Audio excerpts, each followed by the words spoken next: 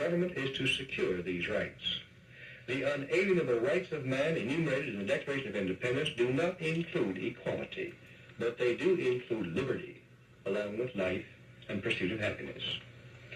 Equality of all men in the eyes of God and before the law is a condition essential to freedom, but no other kind of equality is possible.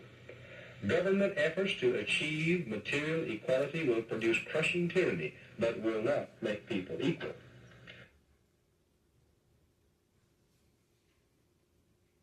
Crushing tyranny. No other kind of equality is possible.